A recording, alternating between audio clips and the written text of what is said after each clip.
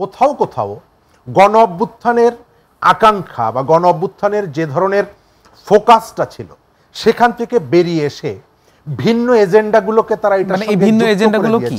ভিন্ন এজেন্ডা সব থেকে বড় জায়গাটা হচ্ছে সংবিধান ফেলে দিতে হবে। বিএনপিকে আমার ধারণা তারা বিএনপিকে টার্গেট করেছে, যে কোনোভাবেই হোক বিএনপিকে একটা খাঁচাবন্দি করতে হবে। এনসিপি হচ্ছে সেই দল যে এখনো রেজিস্ট্রেশন না পেলেও আমাদের প্রধান উপদেষ্টা অভিমান করে পদত্যাগ করতে চান, এই মেসেজটা, এই বার্তাটা আমরা এনসিপির কাছ থেকেই জেনেছিলাম। জুলাইয়ের স্টেক হোল্ডার এই কথাটা বলে আসন ভাগাভাগি করার একটা প্রবণতা সোসাইটির বিভিন্ন জায়গা থেকে দেখা যাচ্ছে।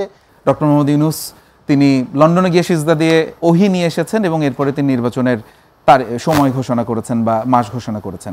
এই কথাটার যৌক্তিকতা কতটুকু বা এই ধরনের মন্তব্যকে আপনি কিভাবে দেখছেন? তার আগে আমি জিজ্ঞেস করি, এই কথাটি যারা বলেছেন তাদের একজনের নাম নাসির উদ্দিন পাটোয়ারি, আর একজন হাসনাত আবদুল্লাহ।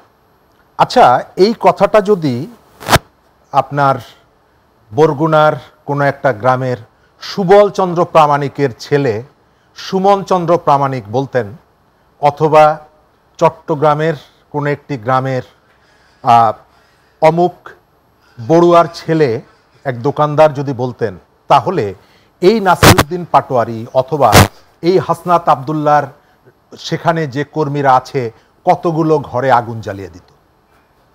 আমাদের এখানে বিভিন্ন সময় আপনি দেখছেন ধর্মকে অবমাননা করার অভিযোগ তুলে, এই শব্দগুলো উচ্চারণ করার অভিযোগ তুলে বাংলাদেশের যথেষ্ট বিভিন্ন জায়গায় দুঃখজনক ঘটনা ঘটানো হয়েছে। কিন্তু আমরা তাদের এই বক্তব্যের পরে সোসাইটিতে প্রতিনিয়ত যারা অনুভূতির কথা বলে সমাজের মধ্যে সহিংসতা, বিভাজন এই জায়গাগুলো নিয়ে যায় এবং ধর্মীয় সংখ্যালঘু, জাতিগত সংখ্যালঘুদের উপরে টার্গেট করে নিপীড়ন চালায়, তাদের যে অনুভূতিটা এটা সার্বজনীন না, সব জায়গায় সব ঘটনায় তাদেরকে অনুভূতিতে আঘাত করে না, তার প্রমাণ হচ্ছে এটা। এই ঘটনাগুলোর পরে তারা যে ধরনের সহিংস হয়ে ওঠে, এর আগে তারা দেখে যিনি কথাটি বলেছেন বা যার বিরুদ্ধে অভিযোগটি তোলা হচ্ছে তার ধর্ম কি, তার পজিশন কি। সারা পৃথিবীর সংখ্যা গুরুরা নানাভাবে বেনিফিট পেয়ে থাকে, তার সর্বশেষ উদাহরণটা হচ্ছে গতকালকে তাদের এই বক্তব্য। তারা হঠাৎ করে এই বক্তব্যটা কেন দিলেন? আমি যেটা অনুমান করি, তাদের একটা প্রত্যাশা ছিল যে সরকার তাদের কথা অনুযায়ী চলবে। ডক্টর মোহাম্মদ ইউনূসকে তারা যেহেতু যোগাযোগ করে নিয়ে এসেছেন এবং তিনি যেহেতু স্বীকার করেছিলেন যে ছাত্রদের পাটাতনের উপরে তিনি দাঁড়িয়ে আছেন, এরা এখনও চাইছে তাদের যে এজেন্ডাগুলো আছে, যে এজেন্ডাগুলো নিয়ে তারা এগিয়ে যাচ্ছে, এবং কোথাও কোথাও গণ অভ্যুত্থানের আকাঙ্ক্ষা বা গণ অভ্যুত্থানের যে ধরনের ফোকাসটা ছিল সেখান থেকে বেরিয়ে এসে ভিন্ন এজেন্ডাগুলোকে তারা এটা ভিন্ন এজেন্ডাগুলো কি? ভিন্ন এজেন্ডা সব থেকে বড় জায়গাটা হচ্ছে সংবিধান ফেলে দিতে হবে, সব থেকে বড় জায়গাটা হচ্ছে সংবিধান পাল্টে ফেলতে হবে। গণ অভ্যুত্থানের আকাঙ্ক্ষা ছিল আমরা একটা গণতান্ত্রিক সমাজে যাব।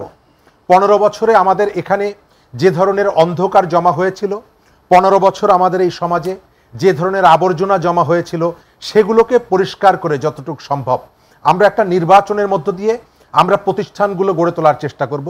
রাজনৈতিক দলগুলোর কাছ থেকে আমরা একটা কমিটমেন্ট আদায় করব, যে কমিটমেন্টটা ওই যে 90 সালের পরে 3 জোটের রূপরেখার মতো হবে না, কিছুটা বাস্তবসম্মত হবে, এবং যে সমস্ত পয়েন্টে রাজনৈতিক দলগুলো একমত হবে সেগুলো বাস্তবায়নের জন্য চেষ্টা করবে।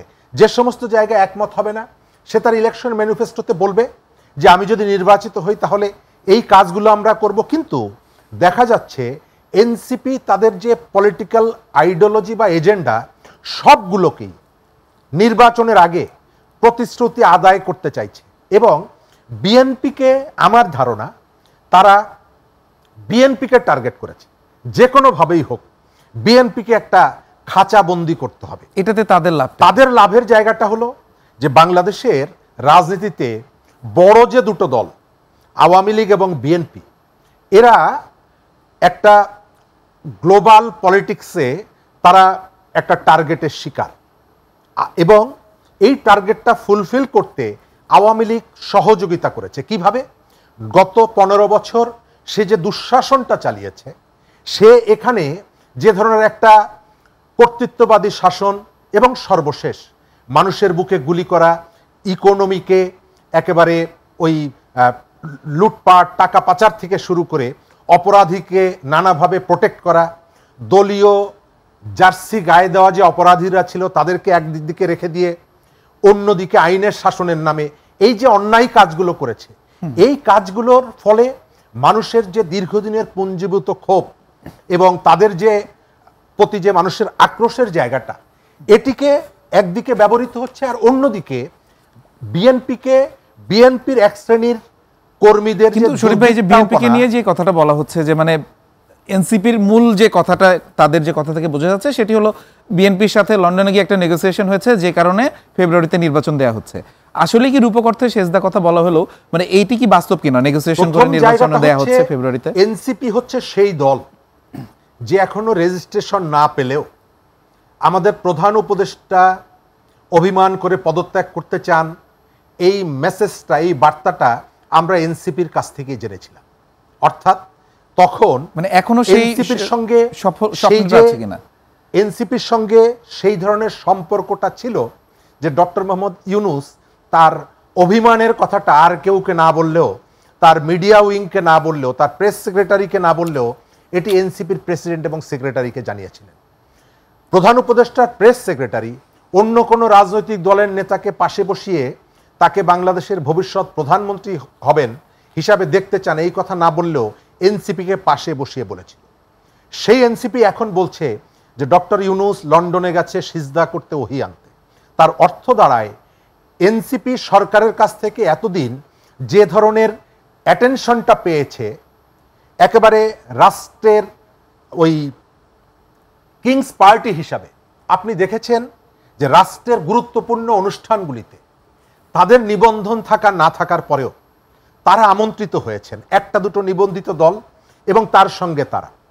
এর ভেতর থেকে তারা যে অ্যাটেনশনটা পেয়েছেন, হয়তো কোনো কারণে সেই অ্যাটেনশন না পাওয়ার কারণে এটি করতে পারে, অথবা সরকারের বিরুদ্ধে যে ক্রমশই অভিযোগগুলো উঠছে যে এই সরকার নিরপেক্ষভাবে দেশ পরিচালনা করতে পারছে না, আগামী নির্বাচনে কোনো একটা নির্দিষ্ট দল বা একাধিক দলের প্রতি তার একটা দুর্বলতা প্রকাশ করার সম্ভাবনা।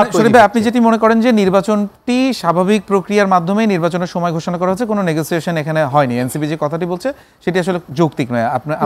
আমি নেগোসিয়েশন হয়নি আমি এটি বলছি না, এই যে 30 আসনের ভাগাভাগি এটি আমি মানে উড়িয়ে দিচ্ছি না।